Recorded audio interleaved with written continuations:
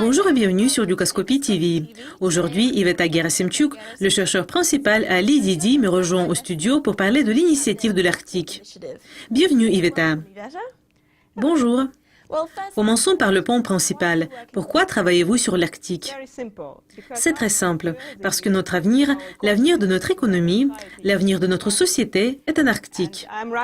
Je viens de la Russie et pour moi c'est aussi un plaisir de dire que la Russie a pris conscience de ce lien entre l'avenir et l'Arctique plus tôt et peut-être plus profondément que les autres pays.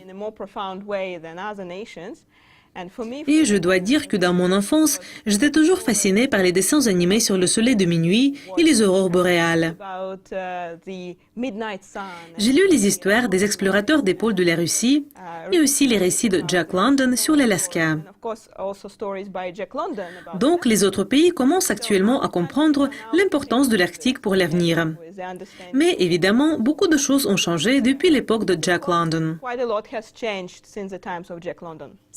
Donc, qu'est-ce qui a changé et quel est l'avenir de l'Arctique? Tout d'abord, il y a évidemment des changements climatiques. Et en Arctique, cela se passe 2 fois plus vite que dans le reste du monde. Nous avons des analyses et des graphiques faits par la NASA qui montrent que la calotte glaciaire arctique a diminué de 40% depuis 1980. Et les scientifiques prévoient que vers le milieu de ce siècle, il n'y aura pas de glace en Arctique en été. Évidemment, c'est un changement dramatique qui met la pression sur les écosystèmes et résulte en perte de la biodiversité. Et cela menace également la sécurité alimentaire de la population indigène. Mais il y a aussi un autre facteur. C'est un intérêt envers les ressources naturelles de l'Arctique. Nous entendons beaucoup parler du pétrole et du gaz de l'Arctique, qui peuvent être commercialisés à des niveaux des prix les plus élevés du monde. Mais ce n'est pas tout. En plus, l'Arctique possède également les ressources d'énergie renouvelables telles que l'eau douce, les minéraux et la terre. Et nous allons manquer toutes ces ressources à cause du changement climatique et de la croissance démographique. Il y aura beaucoup de régions dans le monde qui vont subir des sécheresses, qui vont faire face au climat plus chaud et on aura besoin de toutes ces ressources que l'Arctique possède.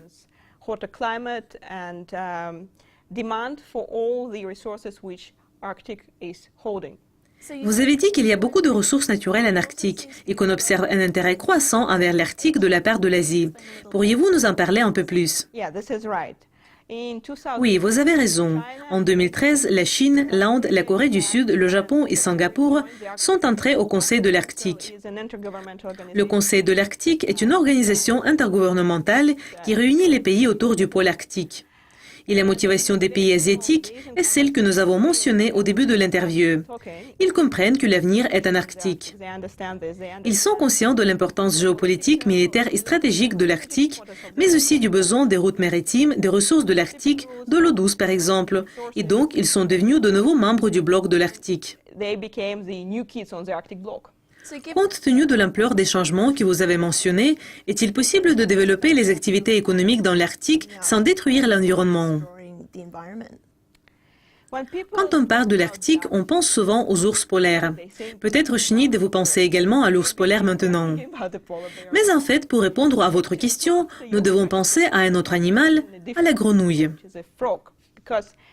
Parce que nous devons sauter le développement non durable et éviter les erreurs que les gens ont faites dans d'autres parties du monde pour que l'Arctique puisse se développer de manière durable.